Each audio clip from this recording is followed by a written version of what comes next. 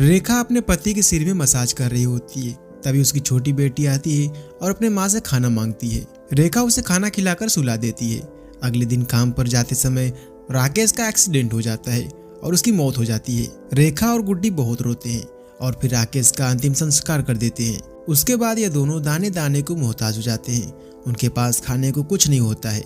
रेखा की बेटी भूख से तड़प रही होती है। फिर रेखा जगह जगह पर काम मांगने जाती है पर उसे कहीं पर काम नहीं मिलता।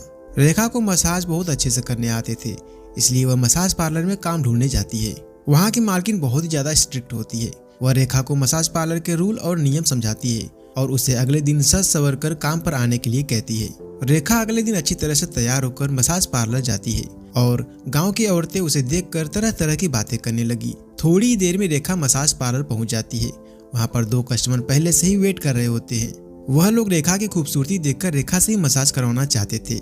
फिर रेखा एक आदमी को अंदर ले जाती है और उसका अच्छे से फुल बॉडी मसाज करती है, जिससे वह आदमी खुश होकर रेखा को कुछ एक्स्ट्रा पैसे देता है और मसाज पार्लर की मालकिन से उसकी खूब तारीफ करता है। पहले दिन रेखा ने 1000 रुपए कमाए और अपने घर चली गई। उसने अपनी बेटी को भर पेट खाना खिलाया और खुद भी खाया। अगले दिन रेखा फिर मसाज पार्लर में काम करने जाती है। मसाज पार्लर की मालकिन कहती है कि आज एक स्पेशल कस्टमर आया है, इसके पास बहुत पैसे हैं। अगर तू उनको खुश कर पाई तो मुझे और तुझे बहुत पैसे मिलेंगे। तभी वहाँ पर काम करने वाली एक दूसरी लड़की आती है जो इस आदमी की मसाज न करने के लिए कहती है, क्योंकि यह आदमी इंसान के रूप में हैवान होता है। पर रेखा भी क्या करती, उसे काम पर आए हुए 1 दिन ही हुए थे। अगर वह मसाज करने से मना करती तो उसे काम से निकाल देते। रेखा मजबूर थी, इसलिए वह कमरे के अंदर चली जाती है जहाँ पर एक मोटा और बदसूरत आदमी लेटा हुआ होता है। रेखा चुपचाप उसका मसाज करने लगती है, पर वह शैतान रेखा की इज्जत लूटने की कोशिश करता है। तभी रेखा पास में रखा एक फूलदानी उठाकर उसके सिर पर मार देती है और वह आदमी बेहोश होकर नीचे गिर जाता है। इसकी वजह से मसाज पार्लर की मालकिन उसे नौकरी से निकाल देती है और रेखा रोते हुए अपने घर चली जाती है और अपनी बेटी से सारी बात बताती है।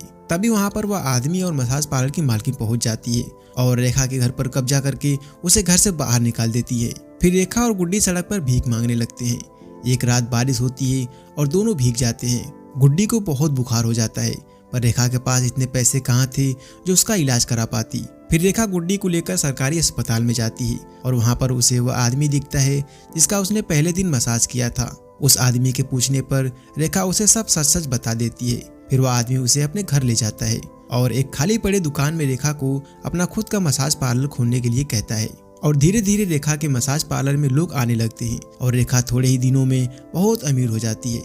उधर उस बुढ़िया के मसाज पार्लर में पुलिस का रेड पड़ जाती है और उन सबको पुलिस गिरफ्तार करके जेल में बंद कर देती है। और इस तरह से रेखा अपने जीवन में कड़ी मेहनत करके सफल हो जाती है और यह साबित कर देती है कि अपने टैलेंट और मेहनत के दम से जीवन में सफलता हासिल की जा सकती है। बस उसे खुद पर विश्वास होना चाहिए। दोस्तों, अगर ये कहानी आपको पसंद आई हो तो इस वीडियो को लाइक करके चैनल को सब्सक्राइब जरूर कर लेना और बेल आइकन का बटन भी जरूर दबा देना, जिससे कि सभी वीडियो की नोटिफिकेशन आपको सबसे पहले मिले। धन्यवाद।